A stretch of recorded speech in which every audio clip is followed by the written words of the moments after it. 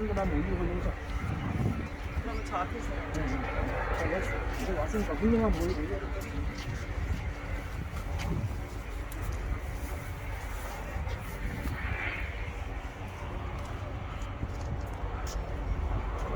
수원서 오시는 분들이 그 5분이 운산이랍니다. 운산.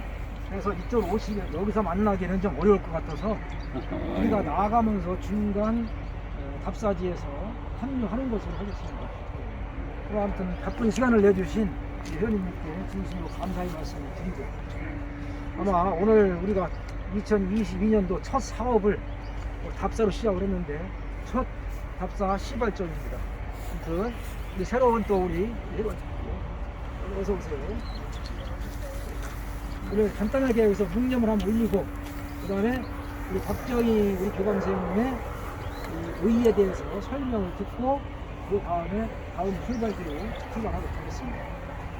자, 여기서 묵념. 자, 전체. 자, 묵념.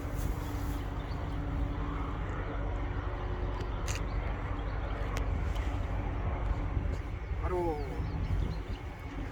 뒤로 이동해서 한 개로 이제 피곤하고. 예. 좋아, 오늘 고맙다. 오늘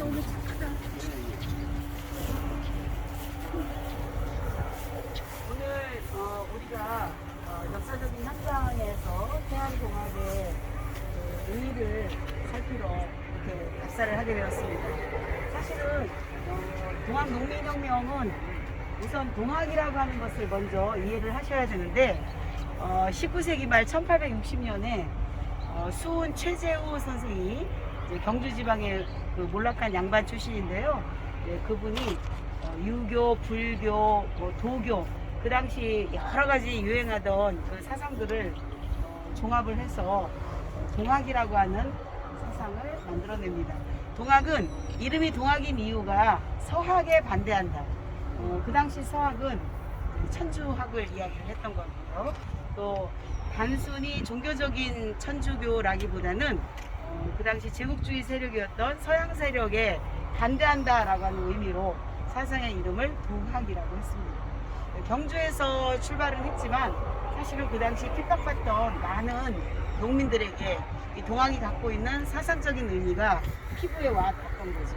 그 당시 탐관오리들에게 엄청난 핍박을 받고 사람 대접을 받지 못했던 분들에게 사실은 인내천, 사람이 곧 하늘이라고 하는 의미가 굉장히 가슴속에 와 닿아서 정말 폭풍처럼 동학 세력들이 성장을 하게 되고, 그 배경에는 많은 농민들이 동학을 이제 마음속에 품고, 이 동학 교도들이 확대해 가면서 국가, 정부는 불안을 느꼈던 거예요. 특히 조선 왕조가 계급 사회이다 보니까 지배 피지배 구조에 불안감을 느꼈고 했던 그 정부 세력들은 핍박에 나서게 되고, 그 핍박의 과정은 동학을 인정하지 않는 거였어요. 그래서 수훈 최재우 선생에게 이제 죄명을 씌운 것이 혹세무민죄예요. 세상을 현혹하게 하고 백성들을 어리석게 만든다 해가지고 처형을 당합니다. 그리고 이 동학은 사실은 최재우 선생이 동학을 처음 만들긴 했지만 그분의 수제자 해월 최시영 선생이 사상적으로 정리를 하고 포교에 앞장서시고, 또 무엇보다도 이 동학을 국가로부터 인정받기 위해서 교조 신원운동이라고 하는 것을 펼치게 돼요. 그러기 위해서 굉장히 많은 집회들을 열게 되는데, 그 집회의 결과도 있었지만 사실은 그 당시 행동으로 이제 첫 번째 보인 지역이 호남 지역입니다. 우리가 보통 얘기하는 전봉준, 녹두장군 전봉준을 중심으로 하는 호남 기포가 이루어지게 되는데, 사실 그때는 남쪽 지역에서 그 농민 중심으로 해서 탄간놀이에게 저항하는 그 반봉건조, 당시 조선사회가 갖고 있는 여러 가지 문제점에 대해서 반대하는 투쟁을 하기 시작해요. 근데 그때 일부 잘못 알려져 가지고 이제 전봉준의 그런 활동들이 전봉준 아버지가 세금을 제대로 납부하지 못해서 장을 맞고 결국 그 후유증으로 돌아가시게 되는데, 부모의 원수를 갚는다라고 하는 차원으로 이렇게 해석이 되어졌어요. 그래서 처음에는 해월 최시원 선생이 이 남적 중심의 동학농민운동에 대해서 그다지 움직이질 않습니다. 호응도 해주지 않고. 그러다가 이 동학, 남쪽 중심의 동학이 성과를 얻게 돼요. 전주화약이라고 하는 것을 이제 맺게 되면서 농민 자치 조직을 만든 것이 집강소예요. 이 집강소가 굉장히 중요한 의미가 있는데, 그동안에는 무지렁이로만 여겨왔던 이 많은 농민들이 직접 그 지방자치를 실현하는 최초의 활동이에요. 그래서 이 그 집강소 활동이 활성화되고 하면서 전라도 지역 53개 지역에서는 이 집강소 활동이 이루어집니다. 그리고 이 집강소 활동을 하면서 이 동학은 훨씬 더 많은 농민들에게 전파가 되고, 이런 과정을 이제 지켜봤던 국접의 최시영 선생님도 이 남접의 동학에 대해서 오해했던 부분을 이제 풀게 되는 거예요. 근데 이 당시 다시 남접 중심의 2차 봉기가 이루어지는데, 그 2차 봉기는 바로 일본의 침략에 대한 저항이에요. 그래서 일본 침략에 대한 저항에는 남접 북접을 가리지 않죠.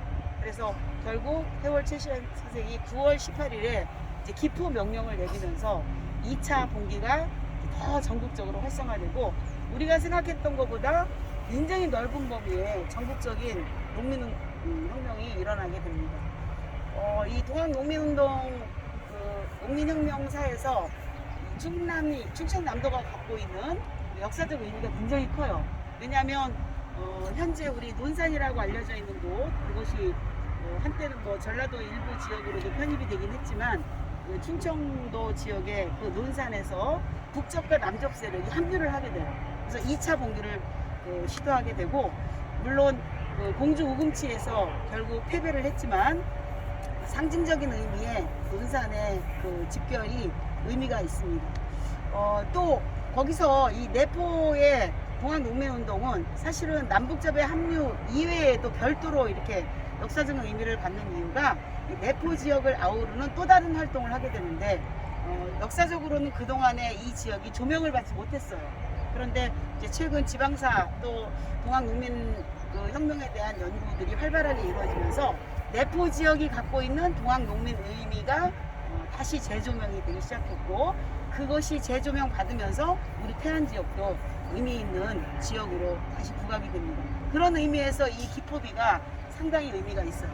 우리 태안 지역은 1890년 이 최영순이라고 하는 분이 처음 그 상암 박희인으로부터 동학을 이제 전수 받아가지고 이 지역의 이제 방갈리, 포지리 이런 일대가 이 동학이 굉장히 성하게 되고, 이때 동학의 그 접주들이 탄압을 받고 한 30여 명이 태안 관아에 붙들려 있었어요. 근데 1894년 우리가 가고 농민 그 혁명이 일어났던 그 해에 9월 18일 날 2차 기포 명령을 이제 내려요. 최시영 선생이. 9월 18일 날 내린 명령이 각 지역에 이제 전파가 되려면 이제 9월 말 이렇게 되겠죠. 그런데 우리 지역은 이 30여 명의 동학 지도자들이 지금 죽게 생겼다. 그래서 최시영 선생이 직접 구해야 된다라고 하는 명령을 내리시고, 그 또 중간책으로서 박힌 그 접주가 대접주가 이제 구하라 이런 명령으로 이 자리에서 이제 모의를 하게 된 거죠. 그래서 결국 20여 명의 동학 지도자들이 대책을 세운다고 이렇게 나와 있는데요. 그래서 10월 1일 날 이 동학 지도자 30여 명을 구출하게 되고, 이때 관아는 이제 태안 옥성을 이야기하는 겁니다. 외부에 나가야 되는데 회장님 오신다 하더니. 자, 그 다음에 우리 태안 지역이 의미가 있는 거는 여기에서 지도자를 구출하고 끝난 게 아니라 또다시 내포 동학을 이끄는 출발점이 된다라는 점이에요. 그래서 태안을 중심으로 해서 다시 서산 또 가다가 이제 뭐 당진 이런 그 동학의 세력들이 함께 이제 전진을 해가지고 그때 고민을 하게 돼요. 서울로 갈 것인지 홍주성을 먼저 갈 것인지. 그런데 그 당시 이 지역이 처한 여러 가지 어려움이 있겠죠. 일단 무기도 필요하고 식량도 필요하고, 그래서 홍주성 점령을 목표로 삼게 됩니다. 그런데 잘 알다시피 이 홍주성에서 엄청난 패배를 하게 되고 다시 역으로 이제 도망을 가게 되는 거죠. 그런데 서산 태안 출신자들이 홍주성 정태에 많이 참여를 하다 보니까 아무래도 그분들은 집으로 가는 길로 되돌아오다 보니까 다시 예전에 밟았던 그 길로 후퇴를 하게 되는 거예요. 그래서 이 태안은 이 내포 동학 중에서도 상징적인 의미가 있는데 바로 기포의 성격을 갖고 있음과 동시에 최후의 참급지로 알려져 있어요. 그래서 이 태안 동학 농민혁명은 두 가지 의미를 갖는 아주 중요한 장소이고 오늘 그 역사의 현장 출발점에 우리가 와 있는 것입니다. 이해가 되셨나요?